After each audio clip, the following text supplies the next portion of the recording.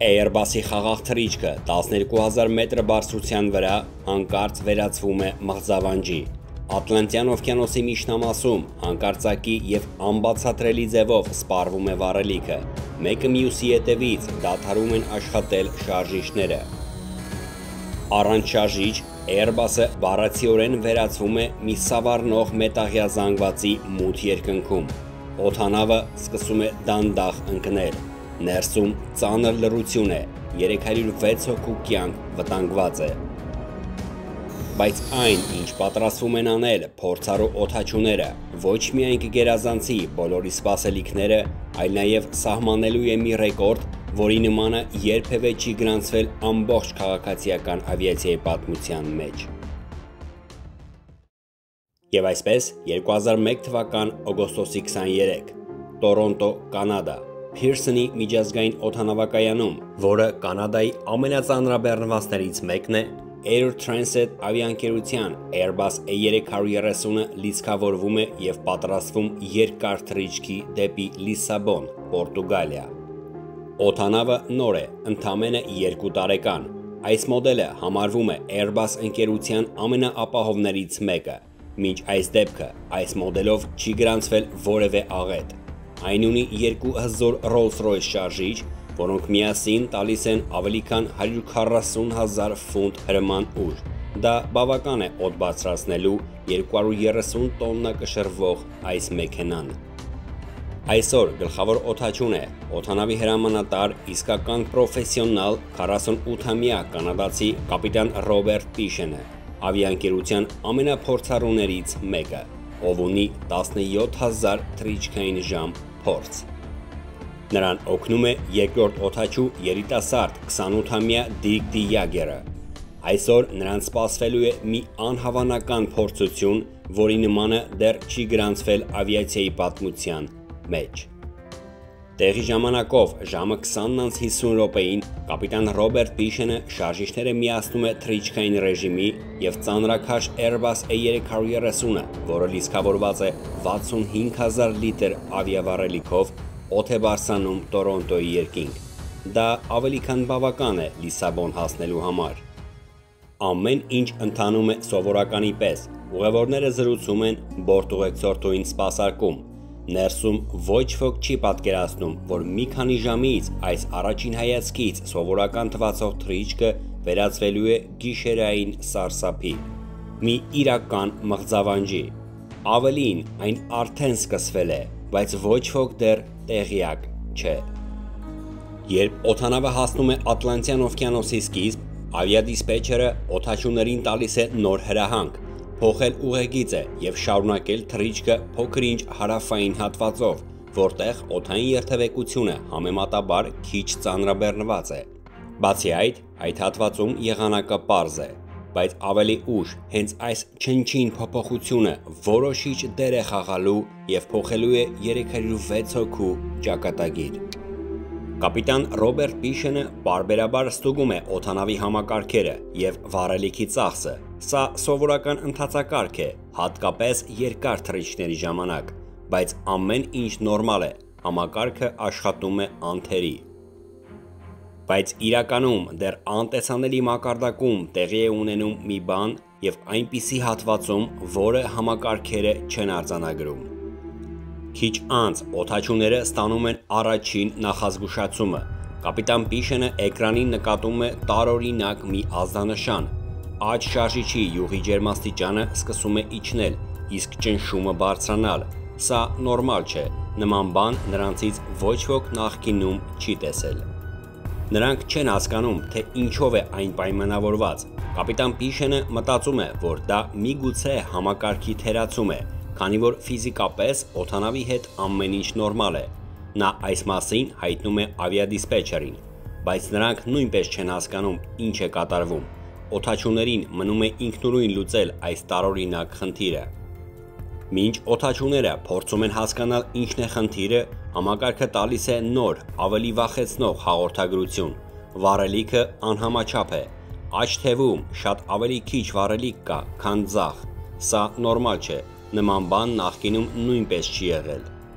բայց միևնույն ժամանակ համակարգը վառելիքի արտահոսքի որևէ ազդանշան ցույց չի տալիս։ Կապիտան Ռոբերտ Պիշենը բացում է հատուկ տեղափոխման փականը, որպեսզի ձախ թևից վառելիք տեղափոխվի աջ թև վերականգնելու հավասարությունը։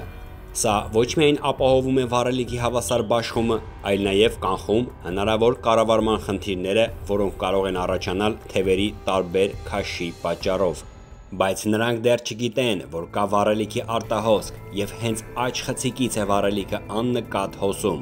Բացելով այդ փականը, նրանք ոչ միայն չեն լուծում խնդիրը, այլ միայն արագացնում են վառելիքի կորուստը։ Թանկարժեք վառելիքը աննկատ վարկյանում 30 լիտր ուժգնությամբ թափվում է Ատլանտյան օվկիանոս։ 15 րոպե անց երկրորդ օդաչու Դիրք Դիագերը սկսում է լրջորեն անհանգստանալ, թեև համակարգը չի ցույց տալիս որևէ արտահոսքի ազդանշան, այնուամենայնիվ մնացորդային վառելիքի ցուցանիշները խոսում են այլ բան։ Դիրքը ձեռքով սկսում է հաշվարկել վառելիքի ծախսը, համեմատելով թռիչքի անցած ժամանակն ու համակարգի տվյալները, եւ այն, ինչ նա տեսնում է, սարսափեցնում է։ Իր ստացած թվերը չեն համընկնում համակարգի ցուցանիշի հետ, վառելիքը սպառվում է անհասկանալի արագությամբ։ Միթե ինքնաթիռը այդքան վառելիք է ծախսել կես ճանապարհին։ Եթե նրա ստացած թիվը ճիշտ է, ապա նրանք ոչ միայն չեն կարող հասնել Լիսաբոն, այլ նաև չեն կարող ետ վերադառնալ։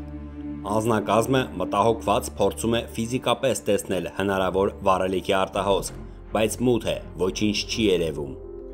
Մինչ այս դեպքը Airbus A330 օդանավում չկար համակարգ, որը կցուցադրեր յուրաքանչյուր շարժիչի վառելիքի առանձին սպառումը, օդաչուները կարող են տեսնել միայն ընդհանուր ծախսը,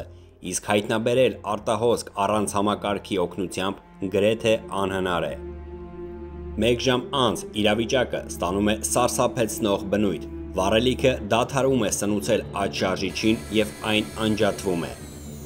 Նրանք գտնվում են 12000 մետր բարձրության վրա։ Նման բարձրությունում օդը շատ նոսր է, ոչ մի ուղևորատար ինքնաթիռ չի կարող թռիչքը շարունակել մեկ շարժիչով նման բարձրության վրա։ Պետք է իջեցնել օդանավը եւ հնարավորինս արագ վայրէջք կատարել մոտակա որևէ օդանավակայանում։ Բարեբախտաբար, բախտը դեռ լիովին չի լքել նրանց։ Այդ պահին օդանավը մոտ էր Ազորյան կղզիներին, որտեղ գտնվում է Լաժեշի ռազմական օդանավակայանը։ Մեկ շարժիչը տեխնիկապես բավական է այնտեղ հասնելու համար, բայց հարցը վառելիքն էր։ Արդյոք այն կբավականացնի վերջին 200 կիլոմետրը հաղթահարելու համար։ Օդաչուները չգիտեն, որ շարժիչն անջատվել է վառելիքի պակասից։ Նրանք կարծում են, որ սա էլեկտրոնիկայի թերություն է, որը շուտով կուղղվի։ Մինչ նրանք շրջադարձ են կատարում, տեղի է ունենում այն, ինչը մղձավանջ է ցանկացած օդաչուի համար։ Մնացած միակ շարժիչը նույնպես դադարում է աշխատել։ Միայն հիմա են նրանք հասկանում, որ վառելիքը աննկատ սպառվել է։ Airbus-ը առանց շարժիչ բառացիորեն վերածվում է սավառնող մետաղյա զանգվածի մութ երկնքում։ Ներսում ծանր լռություն է, 306 հոգու կյանք վտանգված է։ Երբ շարժիչներն անջատվում են, դադարում են ինքնաթիռի մի շարք կենսական նշանակություն ունեցող համակարգերի աշխատանքը։ Այդ թվում էլեկտրաէներգիա եւ թթվածնի սնուցումը, ինչպես նաեւ սրահի ճնշման վերահսկումը։ Սակայն Airbus-ի այս մոդելը հագեցած է հատուկ փոքր թևիկավոր գեներատորով, որը արտակարգ իրավիճակներում բացվում է արտաքնուց եւ քամու հոսքի շնորհիվ արտադրում եւ մատակարարում է նվազագույն չափով էներգիա հիմնական կառավարման համակարգերը պահպանելու համար։ Ինքնաթիռն առանց շարժիչ է, բայց գոնե կառավարելի է։ Օդանավակայանին հասնելուն 120 կիլոմետր դեռ կա։ Այն պահանջում է շատ բարձր վարպետություն եւ գերճշգրիտ հաշվարկ։ Եթե նրանց չհաջողվի հասնել Ազորյան կղզիներ, ապա կմնա վերջին վտանգավոր տարբերակը՝ վայրեջք ջրում։ Այս դեպքում ողջ մնալու հավանականությունը ծայրահեղ քիչ է, գրեթե զրոյական։ Բանն այն է, որ այս մոդելի պոչային հատվածը ավելի ցածր է, քան հիմնական այսպես կոչված ֆյուսելաժը։ Վայրեջքի պահին առաջինը հենց պոչային հատվածն է դիպչելու ջրին եւ ամբողջ հարվածի ուժը իր վրա վերցնելու։ Օդանավը պարզապես կկործանվի։ ահա թե ինչպես կարող է ավարտվել վայրեջք ջրի վրա։ Կապիտան Պիշենը ամեն գնով փորձում է խուսափել ջրի վրա վայրեջքից։ 15 րոպե անց կապիտանին ինչ-որ կերպ հաջողվում է մոտենալ օդանավակայանին, բայց արագությունը բարձր է։ Վայրեջքի պահին այն չպետք է գերազանցի 240 կմ/ժ։ Եվ այստեղ կապիտան Պիշենը պրոֆեսիոնալ կերպով կատարում է մի քանի շատ բարդ մանևրներ արագությունն իջեցնելու համար, որից հետո նա մեքենան ուղղում է դեպի թռիչքուղի։ Բայց վայրեջքը դեռ սկիզբն է, նրանց պետք է վայրեջք կատարեն և կանգնեցնեն օդանավը։ Բանն այն է, որ առանց շարժիչ այն ծայրահեղ դժվար է, շարժիչներն ապահովում են արգելակման մոտ 40%-ը։ Այսպես նրանք կարող են պարզապես դուրս գալ թռիչքուղուց, իսկ այդ դեպքում աղետը անխուսափելի կլինի։ Ներքևում փրկարար ծառայությունը պատրաստ սպասում է հնարավոր վթարի։ Անձնակազմը վերջին հրահանգն է տալիս ուղևորներին՝ պատրաստվեք հարվածի։ Երկրորդ հնարավորություն չի լինելու, եթե նրանք վրիպեն, հետևանքները աղետալի կլինեն։ Քիչ անց ժամը 06:45 րոպեին օդանավը 370 կմ/ժ արագությամբ վայրեջք է կատարում։ Արագությունը չափազանց բարձր է, հսկայական ճնշումից անիվներից 8-ը պայթում են։ Պետք է ամեն գնով կանգնեցնել օդանավը։ 50 լարված վայրկյաններ պայքարից հետո փորձառու անձնակազմին ի վերջո հաջողվում է կանգնեցնել 230 տոննայանոց մեքենան։ Հարվածի պահին ներսում բոլորը կրում են մոտ 3G ծանրաբեռնվածություն, որոշ ուղևորներ ստանում են թեթև վնասվածքներ, լուրջ վնասվածքներ ոչ ոք չի ստանում։ Ի շնորհիվ փորձառու պրոֆեսիոնալ անձնակազմի, անձինս կապիտան Ռոբերտ Պիշենի, ով նախկինում եղել է դատապարտված, ոչ միայն կարողացան անելանելի վիճակում փրկել 306 հոգու կյանք, այլ սահմանեցին մի ռեկորդ, որը նախկինում ոչ ոք չէր տեսել, անցնելով 120 կիլոմետր առանց մի կաթիլ վառելիքի։ Այն հավերժ մնալու է ավիացիայի պատմության էջերում։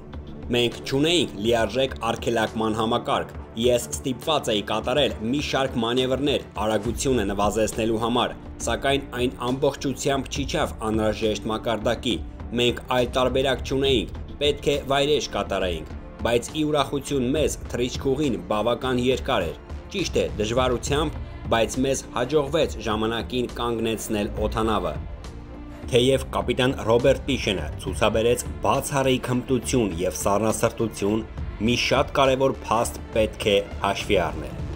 Ավիադիսպեչերը։ Եթե նա չտար այն հրահանգը թռչել 100 կիլոմետր հարավային հատվածով, ինչքան էլ փորձառու լինեին օդաչուները, նրանք օդանավակայան չէին հասնի։ Սա փաստ է։ Ուղևորներին անվտանգ տարհանելուց հետո, ընդամենը մի քանի ժամ անց անմիջապես սկսվում է մանրակրկիտ հետաքննություն։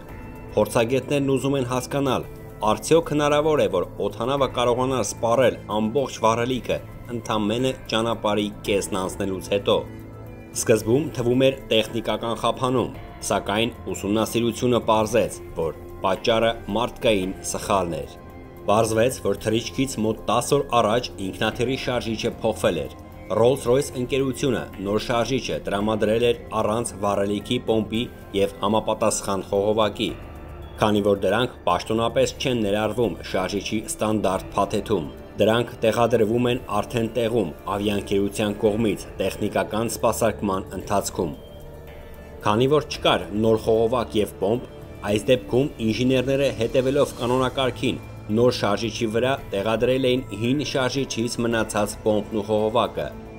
Թեև նման գործողությունը թույլատրվում է, սակայն խնդիրն այն է, որ նոր և հին խողովակների տրամագծերը մի քանի միլիմետրով տարբերվում էին, և հենց այս մի քանի միլիմետրը կարող էր արժենալ 306 հոգու կյանք։ Վառելիքի հոսքի ժամանակ առաջացած բարձր ճնշումից այդ խողովակներն անջատվում են, և թանկարժեք վառելիքը աննկատ թափվում է Ատլանտյան օվկիանոսը։ Այս աղմկոտ միջադեպից հետո ավիացիոն ոլորտում իրականացվում են մի շարք կարևոր բարեփոխումներ կանխելու նմանատիպ սխալների կրկնությունը։